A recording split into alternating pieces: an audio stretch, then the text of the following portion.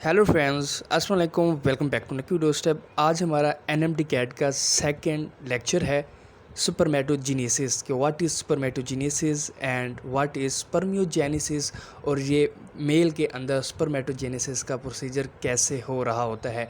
दोस्तों, आज का हमारा लेक्चर ये बहुत ही इन्फॉर्मेटिव होने वाला है, और जो इन्फॉर्मेशन मैंने आज देनी है उम्मीद है कि आप लोगों ने पहले ये कभी नहीं सुनी होगी, तो इसलिए ये लेक्चर इंटरेस्टिंग भी है। आपने इसको इंटरेस्टिंग वे में सुनना है और आप लोगों के लिए ये इन्फॉर्मेटिव भी है। और ये लेक्चर सुनने के बाद आप अपनी बुक को रीड करें। अब बुक को रीड ना भी करें तो आप एमडी कैट के प्रीवियस क्वेश्चन या किप्स एकेडमी या स्टार्स एकेडमी के जो प्रैक्टिस एमसीक्यूज़ हैं उनको करें, तो आप लोग इंशाल्लाह 100% रिजल्ट देंगे। तो आज का हमारा टॉपिक है स्पर्मेटोजेनेसिस कि व्हाट इज़ स्पर्मेटोजेनेसिस। एक मेल के टेस्टिस में डिफरेंट इवेंट्स अकर होते हैं जो स्पर्मेटोगोनिया को मैच्योर स्पर्म्स में कन्वर्ट करते हैं। इस प्रोसीजर का नाम है स्पर्मेटोजेनेसिस, यानी कि स्पर्मेटोगोनिया का मैच्योर स्पर्म्स में कन्वर्ट हो जाना क्या है, स्पर्मेटोजेनेसिस है। अब सबसे पहले ये है मेल टेस्टिस। इसके अंदर जो पहला सेल बनता है उसका नाम है सुपरमेटोगोनिया। ये क्या है? सुपरमेटोगोनिया, जो कि 46XY है, क्योंकि मेल के अंदर XY होते हैं और 46 क्रोमोसोम हैं इस सुपरमेटोगोनिया में, जो फर्स्ट सेल बनता है इन टेस्टिस। ठीक है। अब जब ये पहला सेल बनता है ये डॉर्मेंट होता है, ये डॉर्मेंट होता है स्टिल प्यूबर्टी। अब बच्चा जो है वो फीटल लाइफ में है, यानी कि जब बच्चा माँ के पेट के अंदर होता है वो उसका फीटल लाइफ होता है, और जब वो डिलीवरी के बाद पैदा हो जाता है तो वो उसको पोस्ट नेटल, जब उसकी जो लाइफ है उसमें भी ये स्पर्मेटोगोनिया क्या होते हैं, डॉर्मेंट होते हैं। ठीक है, डॉर्मेंट होते हैं, मतलब एक बच्चा पैदा हुआ 1 साल का हो गया, 2 साल का हो गया, 3 साल 4 साल, डॉर्मेंट है ये स्पर्मेटोगोनिया। जब वो बच्चा 10 साल का होता है या 12 साल का होता है, जो कि प्यूबर्टी की एक लाइफ है, जब बच्चा अडल्ट हो जाता है, बालिग हो जाता है, प्यूबर्टी पे आता है 12 ईयर पे, तब ये स्पर्मेटोगोनिया क्या होते हैं, डिवाइड होते हैं माइटोसिस के थ्रू। ठीक है, मियोसिस के थ्रू, फिर जाके ये मैच्योर स्पर्म बनाते हैं। तो ये एक कंपलसरी सा एक ओवरव्यू था। तो स्पर्मेटोगोनिया बनते हैं टेस्टिस में, उनके अंदर सबसे पहले जो डिवीज़न है वो है माइटोसिस। ठीक है, तो सबसे पहले क्या होगी, माइटोसिस होगी। ये एमसीक्यूज़ हैं, इनको याद रखना है, यही एमसीक्यूज़ आपसे पूछे जाएंगे। माइटोसिस होगी तो जो पहला सेल बनेगा स्पर्मेटोगोनिया के बाद उसका नाम है प्राइमरी सुपरमेटोसाइट्स। प्राइमरी सुपरमेटोसाइट्स, जब स्पर्मेटोगोनिया में माइटोसिस होती है तो प्राइमरी स्पर्मेटोसाइट्स बनते हैं, जो कि 46XY हैं। ये भी 46 हैं, ये भी 46 हैं, इसलिए इधर क्या हुई है, माइटोसिस हुई है। अगर मियोसिस होती तो ये क्या हो जाते, 23 हो जाते। तो अभी हमने इसको 23 नहीं करना था, अभी इन्होंने 46 ही रहना था XY, तो इसलिए इसमें माइटोसिस हो गई। अब प्राइमरी स्पर्मेटोसाइट्स, एक प्राइमरी स्पर्मेटोसाइट बना है जो कि स्पर्मेटोगोनिया से डबल इन साइज है। ठीक है, अब ये प्राइमरी स्पर्मेटोसाइट्स इनमें मियोसिस, अब फर्दर ऑनवर्ड मियोसिस होगी, इसमें फर्स्ट मियोसिस होगी। प्राइमरी स्पर्मेटोसाइट्स में फर्स्ट मियोसिस होती है। एमसीक्यू पूछा जाएगा आपसे कि प्राइमरी स्पर्मेटोसाइट्स में फर्स्ट मियोटिक डिवीजन होगी, मियोसिस होगी। आगे 2 सेकेंडरी स्पर्मेटोसाइट्स बनेंगे, एक प्राइमरी से 2 सेकेंडरी स्पर्मेटोसाइट्स बनेंगे, जो कि 23X और 23Y। तो XY है, एक में X चला जाएगा, एक में Y चला जाएगा, 23X and 23Y after the first meiotic division in primary spermatocytes. तो 2 सेकेंडरी स्पर्मेटोसाइट्स बन जाएंगे। अब जो सेकेंडरी स्पर्मेटोसाइट्स ये बने हैं ये अब साइज़ में कम है, हाफ हैं इसके प्राइमरी स्पर्मेटोसाइट्स की। अब सेकेंडरी स्पर्मेटोसाइट्स में सेकेंड मियोटिक डिवीजन होगी। तो क्वेश्चन है कि second meiotic division occur in spermatogonia, primary spermatocytes and secondary spermatocytes in the sperms. तो second meiotic division occur in the secondary spermatocyte. Second division secondary, ये भी second और secondary तो same. ठीक है, फर्स्ट मियोटिक डिवीजन है, समझ आएगी, तो वो प्राइमरी स्पर्मेटोसाइट्स में होगी। तो अब सेकेंडरी स्पर्मेटोसाइट से बन जाएंगे स्पर्माटिड्स, 1 से 2, 1 से 2। तो अब टोटल कितने सेल बन चुके हैं, 4।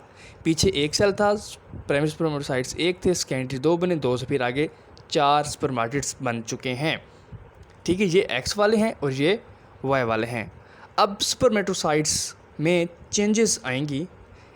अब स्पर्मेटोसाइट से स्पर्मेटिड से स्पर्म के बनने के प्रोसीजर को स्पर्मियोजेनेसिस बोलते हैं। अब ये जो पूरा प्रोसीजर है इसका नाम है स्पर्मेटोजेनेसिस। अब जो स्पेसिफिक लास्ट स्टेप है जिसमें स्पर्मेटिड्स मैच्योर स्पर्म्स में कन्वर्ट होते हैं इसका नाम है स्पर्मियोजेनेसिस। और स्पर्मेटिड्स का स्पर्म में कन्वर्ट होने का जो ड्यूरेशन है वो ऑलमोस्ट 2 मंथ है। 2 मंथ लगते हैं स्पर्मेटिड्स को मैच्योर स्पर्म्स में कन्वर्ट होने के लिए। तो भाई क्वेश्चन है कि एक स्पर्मेटोगोनिया कितने स्पर्म्स देता है? 4। ठीक है, फीमेल में उल्टा है, उसमें 3 पोलर बॉडी होता है और 1 एग बनता है, और मेल में जबकि 4 के 4 स्पर्म बनते हैं। समझ आ गई? अब आपसे क्वेश्चन पूछा जा सकता है, किसी भी इस पूरे प्रोसीजर से आपसे कोई भी क्वेश्चन पूछा जा सकता है। अब हम बात करते हैं कि ये जो प्यूबर्टी पे टेस्टोस्टेरोन रिलीज़ होता है जो इन स्पर्म्स की मैचुरेशन करवाता है। अब जो स्पर्मेटोगोनिया हैं ये डॉर्मेंट होते हैं, मैंने आपको बताया, फीटल लाइफ में और पोस्ट नेटल लाइफ में। जब बच्चा अडल्ट होता है तो अडल्ट लाइफ में मियोसिस होगी, माइटोसिस होगी, तो स्पर्म्स मैच्योर स्पर्म्स बन जाएंगे। अब सर्टोली सेल्स होते हैं आपके टेस्टिस में जो इन स्पर्म्स को क्या करते हैं? नरिश करते हैं और सपोर्ट प्रोवाइड करते हैं टू डेवलपिंग स्पर्म्स। जो स्पर्म्स डेवलप हो रहे हैं उनको सपोर्ट प्रोवाइड करते हैं, उनको फूड नरिश करते हैं और रेगुलेशन ऑफ द स्पर्मेटोजेनेसिस। अब सर्टोली सेल्स स्पर्मेटोजेनेसिस जो पूरा प्रोसीजर हो रहा है इसको रेगुलेट भी करते हैं। अब जो टेस्टोस्टेरोन है ये प्रोड्यूस होता है by the Leydig cells. Testis के अंदर लेडिक सेल्स से प्रोड्यूस होता है और टेस्टोस्टेरोन फीटल लाइफ में भी प्रोड्यूस होता है। अब आप जो समझ रहे हैं कि टेस्टोस्टेरोन जो एडल्ट लाइफ में जाके बनता है जिससे मेल के सेकेंडरी सेक्स करैक्टर्स बनते हैं और ऑर्गन्स जो हैं मेल के वो डेवलप करते हैं, तो ये टेस्टोस्टेरोन भाई फीटल लाइफ में भी होता है। जब बच्चा माँ की पेट के अंदर है तब ये टेस्टोस्टेरोन तब भी बनता है जो कि डिसेंड ऑफ टेस्टिस करवाता है।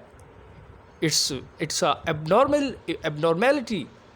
अनडिसेंडेड टेस्टिस क्रिप्टोकैडिज्म, अगर टेस्टोस्टेरोन उस बच्चे में नहीं है तो टेस्टिस डिसेंड नहीं करेंगे तो वो बच्चा इनफर्टाइल हो जाएगा। ये मैंने पिछली वीडियो में बताया है। तो testosterone is very important hormone in the male. अब है एपिडिडमिस। अब एपिडिडमिस आपको डिफरेंट मैंने पार्ट्स बताए थे, वास्ट डिफरेंस एपिडिडमिस। तो एपिडिडमिस जो है टेस्टिस का एक पार्ट है एपिडिडमिस जो एक कन्वोल्यूटेड सा पार्ट है। इसमें जो स्पर्म अब बन चुके हैं वो स्टोर होते हैं। एपिडिडमिस में स्पर्म स्टोर होते हैं। आपसे क्वेश्चन पूछा जाएगा where the sperm stored? Epididymis, vas deferens, interstitial cells. तो exact location is epididymis where sperms mature and store and become functional. समझ आ गई यहाँ तक? अब मैच्योर स्पर्म्स क्या हैं? जब एक स्पर्म ये मैच्योर हो गए हैं, ये एक मैच्योर स्पर्म है, तो मैच्योर स्पर्म में क्या होना चाहिए? It may be active, motile, उसकी मोटिलिटी होनी चाहिए, ठीक है, हरकत कर सके, एक्टिव होना चाहिए। एक मैच्योर स्पर्म के 3 पार्ट्स होते हैं, head, neck and tail. 3 parts हैं, हेड, नेक एंड टेल। तो मैच्योर स्पर्म्स मोटाइल होना चाहिए। अगर स्पर्म्स मोटाइल नहीं है, एक मेल है उसका स्पर्म काउंट सही है but sperms are not motile, he may be infertile, तो स्पर्म्स का मोटाइल होना ज़रूरी है। अब ये एक मैच्योर स्पर्म है, ये इसका हेड है, ये इसका नेक है, ये इसका मिडिल पीस है, ये मतलब इसकी टेल है। 3 पार्ट हैं, ये हेड, ये नेक और नेक से आगे ये सारी क्या है? टेल। फिर टेल के मज़ीद 3 पार्ट्स हैं, मिडिल पीस, ये सारा जो मिडिल पीस के बाद है प्रिंसिपल पीस है और लास्ट पे ये जो है ये एंड पीस है। 3 पार्ट्स। तो अब जो हेड है इसमें एक्रोसोम होता है, interior 2/3 of the head acrosome is present, nucleus is present in the head, acrosome also present in the head. What is acrosome? Acrosomes जो है ये हार्मोन रिलीज़ करता है, ठीक है, डिफरेंट हार्मोन्स। आपको नेक्स्ट जब फीमेल ट्रैक्ट पढ़ाएंगे उसमें आपको बताऊंगा कौन से हार्मोन रिलीज़ होते हैं। इसका काम क्या है? ये जो हेड में प्रेजेंट है एक्रोसोम, ये हार्मोन रिलीज़ करता है जब ये स्पर्म फीमेल की एग के साथ जाके अटैच होता है। तो जो एग है उसमें डिफरेंट लेयर्स होती हैं, वो डिफरेंट लेयर्स में कवर होता है। Corona radiata, zona pellucida, these are the layers that covering the egg. These acrosome release hormones when head attaches to these layers of the egg. These hormones dissolve the layers corona radiata, zona pellucida and penetrate the sperm into the egg and zygote will form। तो acrosome इतना important hormone है जो कि head में present है, नेक है। इसके बाद जो टेल है उसके 3 पार्ट्स हैं। पहला पार्ट है मिडिल पीस। मिडिल पीस में माइटोकॉन्ड्रिया प्रेजेंट्स होते हैं जो कि एटीपी प्रोड्यूस करते हैं, और स्पर्म की जो मोटिलिटी है वो बेसिकली कहाँ से आ रही है, मिडिल पीस में present mitochondria producing ATP adenosine triphosphate which provide energy to the sperm and sperm will move. Motility is gaining by mitochondria. तो मोटिलिटी जो है बेसिकली वो एंड पीस जो टेल है इसकी वजह से है। इसके बाद ये प्रिंसिपल पीस है, इसके बाद ये एंड पीस है। अब आपसे क्वेश्चन पूछा जा सकता है कि स्पर्मियोजेनेसिस में चेंजेस बताएं। ये स्पर्मेटोजेनेसिस है, और लास्ट वाला स्टेप स्पर्मेटेड से स्पर्म के बनने के प्रोसीजर को हम स्पर्मियोजेनेसिस बोलते हैं। आपसे क्वेश्चन पूछा जाएगा कि स्पर्मेटिड्स और स्पर्म में क्या डिफरेंस है, डिफरेंस क्या है। कभी आपने आज तक सोचा है, किसी ने आप लोगों को आज तक बताया है कि स्पर्मेटिड्स एंड द स्पर्म्स में डिफरेंस क्या है? मैं आप लोगों को बताता हूं। दोस्तों आपने वीडियो को लास्ट तक देखना है, और अगर आप चैनल पर नहीं हो तो उसको सब्सक्राइब भी करना है।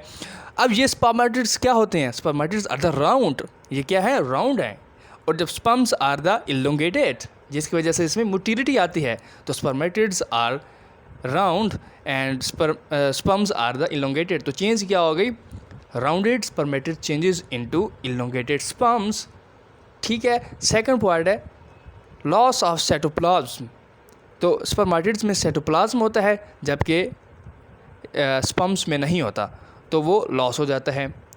और एडिशन ऑफ एक्रोसोम, इधर एक्रोसोम नहीं है जबकि स्पर्म्स में, ये मैच्योर स्पर्म में आपको एक्रोसोम मैंने बताया था। तो एक्रोसोम कितना इंपॉर्टेंट है। तो स्पर्मेटिड्स कुछ भी नहीं कर सकते, no zygote formation, no fertilization. तो ये जो स्पर्म्स हैं इनमें एक्रोसोम प्रेजेंट होता है। और इसमें एडिशन ऑफ टेल, इनमें टेल नहीं है, जबकि स्पर्म्स में there is a tail present which provide motility.